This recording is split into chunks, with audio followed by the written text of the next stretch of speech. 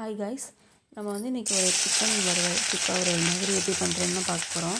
இதுக்கு வந்துட்டு நான் ஒரு 2 வெங்காயம், பல்லாரி வெங்காயம் 2 இல்லைன்னா 3 பெரிய சைஸ் அளவுக்கு வந்துட்டு கட் பண்ணி அதை வந்துட்டு எண்ணெயில் வதக்கிக்கிறேன். நல்லா எண்ணெயில் நல்லா ரெட்டிஷாக ஆகிற அளவுக்கு வதக்கணும் அந்த வெங்காயத்தை. வெங்காயம் எந்த அளவுக்கு வதங்குதோ அந்த அளவுக்கு வந்துட்டு நமக்கு டேஸ்ட் கொடுக்கும். ஸோ அதனால் வந்துட்டு வெங்காயத்தை நல்லா எண்ணெயில் வதக்கிக்கோங்க. இந்த பாருங்கள், நல்லா வதக்குங்க. இந்த அளவுக்கு வதக்கணும். இது மாதிரி நல்லா வதக்கிட்டு இதை வந்து நம்ம சிக்கனோடு சேர்த்து மிக்ஸ் பண்ணி பிரட்டி வச்சுக்கணும். அதனால் நான் வந்து நல்லா வதக்கிக்கிறேன் இதை. இப்போ நான் மசாலா எடுத்துக்கிறேன். ஓகேவா?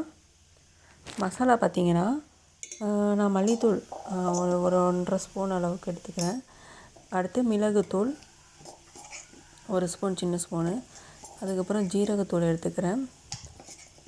ஜீரகத்தூள் எடுத்துக்கிட்டு கரம் மசாலா கொஞ்சம் நான் போட்டுக்கிறேன். மஞ்சத்தூள் இப்போ மிக்ஸ் பண்ணிக்கிறேன். கொஞ்சோண்டு மஞ்சத்தூள் மிக்ஸ் பண்ணிவிட்டு நெக்ஸ்ட்டு சிக்கன் மசாலா இருக்கும் இல்லையா, சிக்கன் குழம்பு வைக்கிற மசாலா, அது வந்துட்டு ஒரு ஸ்பூன் 1.5 ஸ்பூன் அளவுக்கு நீங்கள் போட்டுக்கோங்க. அதுக்கப்புறம் வந்துட்டு மிளகாய் தூள் கொஞ்சம் போட்டுக்கணும்.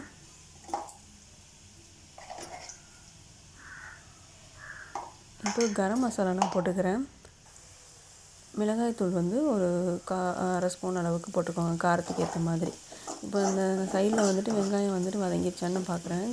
வெங்காயத்தை கிண்டி விடணும். ஒன்று வெள்ளையாக இருக்குது, அதனால் நல்லா கிண்டி விட்டுட்டு வதங்குற மாதிரி பாருங்கள்.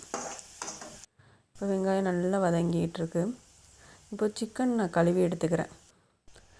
சிக்கன் கழுவி எடுத்துகிட்டு அதில் இந்த மசாலாவெல்லாம் போட்டுக்கிறேன். போட்டுட்டு தயிர் கொஞ்சம், இது வந்துட்டு பால் பண்ணையில் வாங்கினா புளிச்ச தயிர். அந்த தயிரை வந்துட்டு பிரியாணிக்கெலாம் ஊற்றுவோம் இல்லையா, அந்த மாதிரி தயிர் ஊற்றிட்டு இஞ்சி பூண்டு பேஸ்ட்டு கொஞ்சம் போட்டுட்டு மீதி இருக்க மசாலாவே நான் இப்போ போட்டுடுறேன். போட்டு தேவையான அளவு நீங்கள் உப்பு போட்டுக்கணும். உப்பு போட்டுட்டு இந்த வெங்காயம் வதக்கி வச்சுருக்கீங்க இல்லையா, அது ஆறுனதுக்கப்புறம் அந்த வெங்காயத்தையும் எடுத்து இதில் கொட்டிடணும்.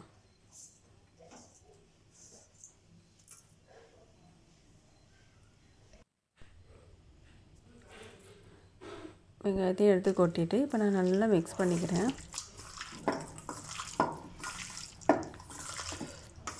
நல்லா மிக்ஸ் பண்ணி விட்டுட்டு கொஞ்ச நேரம் இதை ஊற வைக்கணும்.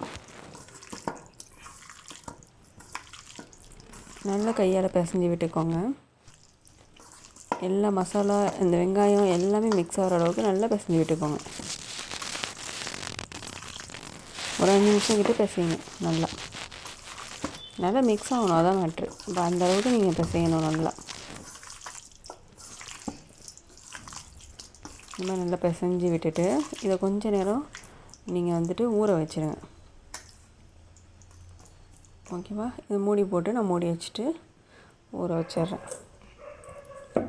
இப்போது கொஞ்சம் நேரம் கழித்து ஒரு 5 to 10 மினிட்ஸ் கழித்து நான் அடுப்பு பற்ற வச்சுட்டு லைட்டாக எண்ணெய் ஊற்றிக்கிறேன். இல்லை அந்த வெங்காயம் வதக்குனதுலேயே நமக்கு எண்ணெய் இருக்கும், அதை வதக்கி அந்த எண்ணெயிலேயே வந்துட்டு இந்த ஊற வச்ச சிக்கன் இருக்கு இல்லையா, இதை வந்து போட்டுறணும்.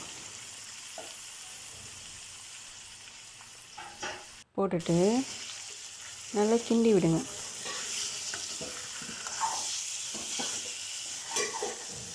நல்லா கிண்டி விடுங்க.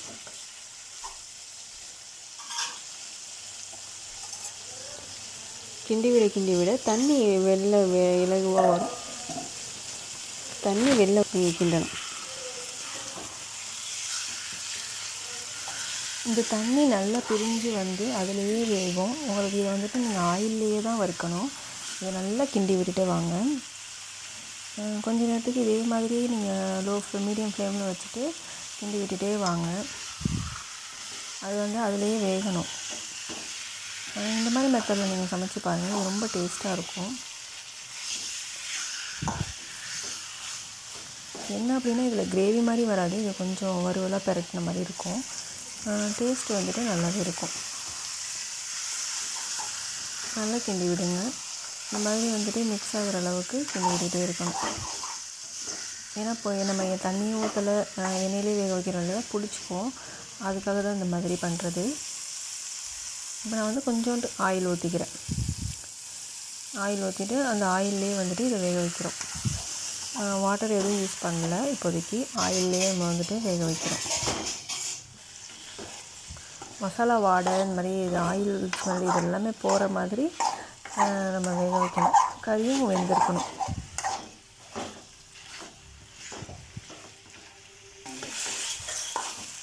இதே மாதிரி நல்லா கிண்டி விட்டுட்டு வேக வைங்க. அடி பிடிச்சிக்காம பார்த்துக்கோங்க. பக்கத்துலேயே இருந்து பார்த்துக்கணும்.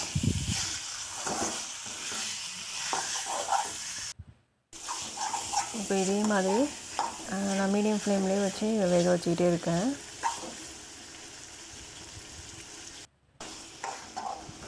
இது பாருங்கள், நல்லா வாட்டர் அந்த இது கொஞ்சம் இலகியவாக வருது.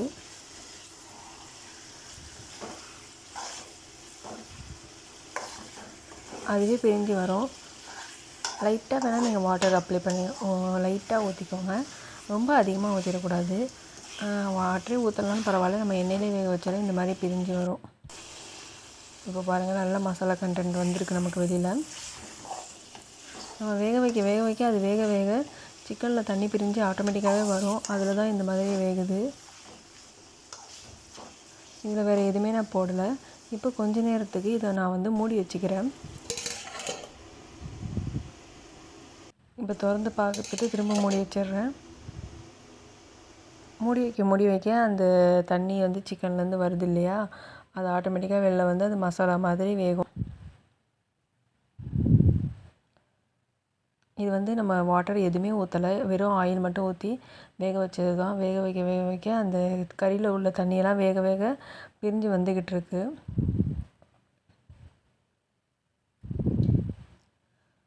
நான் ஒரு 5 நிமிஷம் மூடி வச்சுருப்பேன். அதுக்கப்புறம் திறந்து பார்த்தா இப்படி இந்த மாதிரி எனக்கு வந்துருந்துச்சு. இது ரொம்ப நல்ல டேஸ்ட்டாக இருக்கும். இது மாதிரி நீங்கள் செஞ்சு பாருங்கள். இப்போது இது நல்லா வெந்துருச்சு. ஸோ நான் ஃபைனலாக வந்துட்டு கொஞ்சம் கருவேப்பிலையும் கொத்தமல்லியும் பிச்சு போட்டுக்கிறேன், கொஞ்சம் டேஸ்ட்டு கொடுக்கறதுக்காக. போட்டுட்டு இதோட நான் ஆஃப் பண்ணி வச்சிடுறேன். இதுக்கப்புறம் இதை சாப்பிட்லாம். Okay, thank you.